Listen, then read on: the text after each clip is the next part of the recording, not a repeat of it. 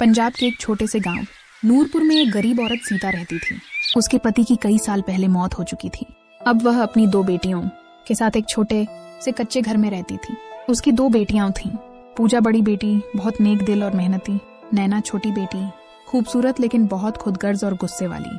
सुबह का समय था। सीता खांसते हुए चारपाई पर बैठी थी। बेटा पूजा, जरा पानी दे दो, आज तबीयत बहुत खराब लग रही है। पूजा तुरंत रसोई से पानी लेकर आई। माँ, आप आराम करें, मैं अभी आपके लिए चाय भी बना देती हूँ। ये सुनकर नैना कमरे से बाहर आई। सुबह सुबह इतना शोर क्यों कर रही हो? मुझे सोने भी नहीं देते। नैना, माँ की तबीयत ठीक नहीं है। तो मैं क्या करूं?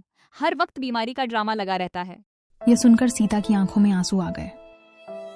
बेटी, मैं ड्रामा नहीं कर रही, बस उम्र हो गई है। माँ, आप चिंता मत करें, मैं हूं ना आपके साथ। पूजा दिन भर लोगों के घरों में सिलाई का काम करती थी। एक दिन वह कपड़े देकर घर वापस आ रही थी कि रास्ते में गांव का बदनाम लड़का रोहित उसे देखकर रुक गया। अरे पूजा, कहाँ जा रही हो इतनी जल्दी? मुझे घर जाना है, रास्ता छोड़ दीजिए। तुम्हें पता है ना, मैं तुमसे शादी करना चाहता हूँ। मैं तुमसे कभी शादी नहीं करूंगी। देख लेना, अगर मेरी नहीं बनी तो किसी और की भी नहीं होने दूंगा। पूजा डरकर जल्दी जल्दी घर की तरफ चल पड़ी। घर पहुंचते ही उसने देखा कि सीता चारपाई पर लेटी हुई है। माँ, आपने दवा ली? बेटा, दवा खत्म हो गई है और घर में पैसे भी नहीं हैं। माँ, आप चिंता मत करें, आज मुझे सिलाई के कुछ पैसे मिले हैं। ये सुनते ही नैना तुरंत बोल पड़ी। क्या पैसे आए हैं? मुझे कल बाजार जाना है, नई चप्पल लेनी है। पूजा हैरान हो गई, नैना, पहले माँ की दवा ले आते हैं। लेकिन नैना जोर से बोली। हर वक्त माँ माँ माँ, मेरी कोई जरूरत नहीं है क्या? सीता ने कमजोर आवाज में कहा। बेटी नैना, पहले दवा आ जाए फिर तुम्हारी चीज भी ले लेंगे। लेकिन नैना जोर से बोली मुझे कुछ नहीं सुनना। और वह गुस्से से कमरे में चली गई। पूजा चुपचाप खड़ी रह गई। बेटा, नैना को बुरा मत समझना, वह भी छोटी है। माँ, आप चिंता मत करें, सब ठीक हो जाएगा। अगली सुबह कमला की तबीयत और ज्यादा खराब हो गई। पूजा उसके पास बैठी थी और उसके माथे पर गीला कपड़ा रख रही थी। बेटा पूजा, तुम इतनी मेहनत करती हो, मुझे डर लगता है कि कहीं तुम्हारी जिंदगी भी मेरी तरह मुश्किल न हो जाए। माँ, आप ऐसा क्यों कहती हैं? आपकी दुआ मेरे साथ है ना। उसी समय नैना कमरे में आई। ये क्या हर वक्त बीमारी का ड्रामा लगा रखा है? मुझे नाश्ता कौन बनाएगा? पूजा ने हैरानी से उसकी तरफ देखा। नैना, माँ बीमार है, तुम खुद बना लो। वाह, अब मैं नौकरानी भी बन जाऊं। कमला ने धीरे से कहा। बेटी, ऐसे बात नहीं करते। नैना मुंह बनाकर बाहर चली गई। पूजा ने माँ का हाथ पकड़ लिया। माँ, आप चिंता मत कीजिए, मैं सब संभाल लूंगी। उसी दोपहर गांव में एक बड़ी गाड़ी आकर रुकी। उसमें शहर के अमीर व्यापारी राम प्रसाद बैठे थे।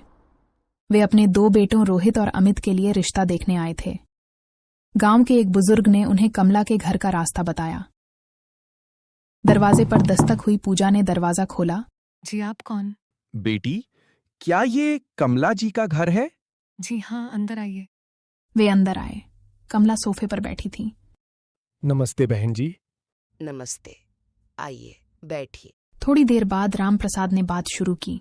बहन जी, मैं अपने बेटों के लिए अच्छी लड़कियां तलाश कर रहा हूं।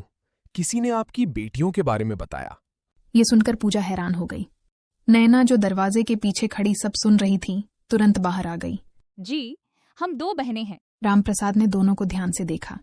मेरा बड़ा बेटा रोहित बहुत समझदार है और छोटा बेटा अमित भी बहुत अच्छा है। ये सुनकर कमला थोड़ी घबरा गई। लेकिन हम तो बहुत गरीब हैं। मुझे दौलत नहीं, अच्छा चरित्र चाहिए। कमरे में कुछ पल के लिए खामोशी छा गई। लेकिन नैना के मन में उस समय एक खतरनाक विचार पैदा हो रहा था। वह सोच रही थी कि किसी भी तरह यह अमीर रिश्ता सिर्फ उसे ही मिल जाए। शाम को जब वे लोग चले गए तो नैना गुस्से से बोली। अम्मी, आपने देखा, अमीर लोग थे। हाँ बेटी, लेकिन अभी कुछ तय नहीं हुआ। पूजा चुप बैठी थी। अम्मी, मुझे यकीन है बड़ा बेटा मुझे ही पसंद करेगा। नैना, ऐसी बातें मत करो, अभी कुछ भी मालूम नहीं। नैना गुस्से से बोली। तुम तो चाहती हो सब कुछ तुम्हें मिले। बस करो नैना, बहनों के बीच ऐसी बातें नहीं होती। लेकिन नैना के दिल में जलन की आग जल चुकी थी। उस रात घर में अजीब सी खामोशी थी। कमला चारपाई पर बैठी गहरी सोच में डूबी हुई थी। हे भगवान, मेरी बेटियों की किस्मत अच्छी कर देना। अब शायद मैं ज्यादा दिन माँ, जिंदा आप नहीं अभी तक सोई रहूंगी। नहीं। तभी पूजा कमरे में आई। माँ, आप अभी तक सोई नहीं। नींद नहीं आ रही बेटा, मुझे तुम दोनों की चिंता रहती है। माँ, आप चिंता मत कीजिए, सब ठीक हो जाएगा। तभी नैना भी कमरे में आ गई। माँ, एक बात पूछूं? हाँ बेटी, पूछो। अगर वो अमीर लोग कल रिश्ता पक्का करने आ गए तो आप किसकी शादी पहले करेंगी? कमला ने हैरानी से उसे देखा। बेटी, जो भी किस्मत में लिखा होगा वही होगा। नहीं, मैं ऐसा नहीं होने दूंगी कि पूजा की जिंदगी मुझसे बेहतर हो जाए। अगले दिन सुबह घर के बाहर किसी ने दस्तक दी। पूजा ने दरवाजा खोला। बाहर गांव का एक आदमी खड़ा था। राम प्रसाद जी ने यह संदेश भेजा है। रोहित को पूजा पसंद आई है और अमित के लिए नैना का रिश्ता चाहते हैं। ये सुनते ही घर में कुछ पल के लिए सन्नाटा छा गया। कमला की आंखों में खुशी आ गई, लेकिन नैना का चेहरा गुस्से से लाल हो गया। हमेशा पूजा को ही सब कुछ क्यों मिलता है? उसी पल उसने अपने मन में एक खतरनाक फैसला कर लिया। अगले दिन नैना चुपके से गांव के बदनाम लड़के रोहित से मिलने चली गई। अरे नैना, तुम यहाँ? मुझे तुमसे एक काम है। कैसा काम? नैना ने इधर उधर देखा और धीरे से कहा। मेरी बहन पूजा की शादी एक अमीर लड़के से होने वाली है। सुनकर रोहित का चेहरा गुस्से से लाल हो गया। क्या? पूजा की शादी किसी और से? अगर तुम चाहो तो ये शादी रुक सकती है। कैसे? शादी वाले दिन ऐसा हंगामा करना कि रिश्ता टूट जाए। ये सुनकर रोहित जोर से हंसने लगा। वाह नैना, तुम तो बहुत चालाक निकली। उधर घर में कमला अपनी बेटी पूजा से बात कर रही थी। बेटा पूजा, अगर तुम्हारी शादी हो गई तो मुझे मत भूलना। यह सुनकर पूजा की आंखों में आंसू आ गए। माँ, आप ऐसी बातें क्यों करती हैं? आप हमेशा मेरे साथ रहेंगी।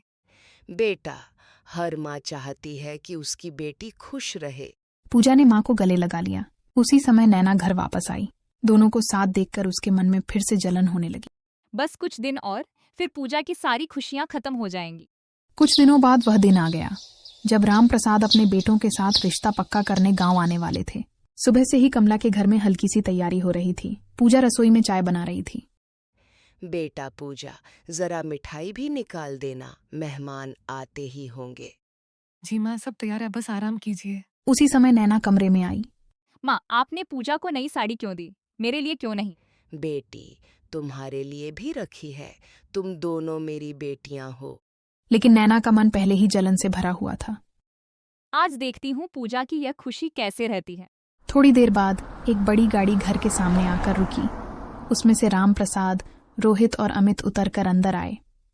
पूजा ने दरवाजा खोला। नमस्ते, आइए अंदर। सब लोग अंदर बैठ गए। बहन जी, आज हम रिश्ता पक्का करने आए हैं। ये सुनकर कमला की आंखों में खुशी के आंसू आ गए। यह तो मेरे लिए बहुत बड़ी खुशी की बात है। रोहित चुपके चुपके पूजा को देख रहा था। पूजा शर्माकर अपनी नजरें झुका लेती है। तभी अचानक बाहर से जोर जोर की आवाज आने लगी। ये शादी नहीं हो सकती। सब लोग हैरान हो गए। दरवाजा खुला तो वहां रोहित खड़ा था और बहुत गुस्से में चिल्ला रहा था। ये शादी नहीं हो सकती। कमला घबरा गई। यह कैसी बदतमीजी है? पूजा मुझसे प्यार करती है, वह किसी और से शादी नहीं कर सकती। यह सुनकर सब लोग हैरान रह गए। तुम ये क्या कह रहे हो? पूजा तुरंत बोल पड़ी।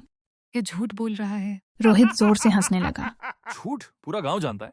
ये सब सुनकर कमला को गहरा सदमा लगा। हे भगवान, यह क्या हो रहा है? उसी समय नैना एक कोने में खड़ी सब देख रही थी। उसके चेहरे पर हल्की सी मुस्कान थी, लेकिन उस समय किसी का ध्यान उस पर नहीं गया। रोहित गुस्से से विक्रम के पास गया। अगर तुम झूठ बोल रहे हो तो इसका अंजाम बहुत बुरा होगा। विक्रम कुछ बोलने ही वाला था कि अचानक गांव का एक आदमी अंदर आ गया। रुको, ये लड़का झूठ बोल रहा है। तुम कौन हो और तुम्हें क्या पता है? मैंने अपनी आंखों से देखा है, इसके पीछे कोई और है। विक्रम घबरा गया। चुप रहो, तुम्हें कुछ नहीं पता। मुझे सब पता है। मैंने कल नैना को तुमसे बात करते हुए देखा था। घर में सब लोग हैरान खड़े थे। यह क्या कह रहे हो तुम? नैना ही इस विक्रम को भड़काकर पूजा की शादी खराब करवाना चाहती थी। सबकी नजरें नैना की तरफ हो गईं। क्या यह सच है नैना? ना, नहीं, ये झूठ बोल रहा है। लेकिन विक्रम गुस्से में बोल पड़ा। हाँ, इसी ने मुझे कहा था कि शादी खराब अब नैना के पास बोलने को कुछ नहीं बचा। कमला की आंखों से आंसू बहने लगे। तुमने यह क्या किया? आपने ऐसा क्यों किया? क्योंकि हमेशा तुम्हें ही सब कुछ मिलता है। बेटी, तुम दोनों मेरी आंखों का नूर हो। तुमने अपनी बहन के साथ ऐसा क्यों नैना किया? चुप खड़ी रही। आंटी, हमें सच पता चल गया है, पूजा बेगुनाह है। हम ये रिश्ता तोड़ने नहीं आए थे। पूजा की आंखों में आंसू आ गए। विक्रम को गांव वाले पकड़कर बाहर ले गए। घर में सन्नाटा छा माँ, गया। मुझसे बहुत बड़ी गलती हो गई। बेटी, ईर्ष्या इंसान को अंधा कर देती है। मुझे माफ कर दो। घर को फूलों और रोशनी से सजाया गया। शादी के दिन पूरे गांव के लोग जश्न मनाने आए। घर में खुशियों का माहौल था। फूलों और रोशनी के बीच नाच और हंसी गूंज रही थी। आज के दिन से ये दोनों रिश्ते मजबूत हों और दोनों परिवारों में हमेशा खुशियां और सुकून रहे। कमला की आंखों से खुशियों के आंसू बहने लगे। बेटियां, आज तुम्हारे लिए नया आरंभ है। प्यार, सम्मान और ईमानदारी के साथ जिंदगी जियो। पूजा ने नैना को गले लगा लिया। से हमेशा एक दूसरे के साथ रहेंगे। नैना ने आंखें नम करते हुए कहा, मैं अपनी गलतियों पर शर्मिंदा हूँ। अब हमेशा तुम्हारी खुशियों का ध्यान रखूंगी। मेरी बेटियां, आज तुम्हारी खुशियों का दिन है। नैना ने सीख लिया कि जलन और अहंकार कभी खुशियां नहीं देते। पूजा और नैना ने वादा किया कि अब कभी एक दूसरे के साथ जलन नहीं करेंगी।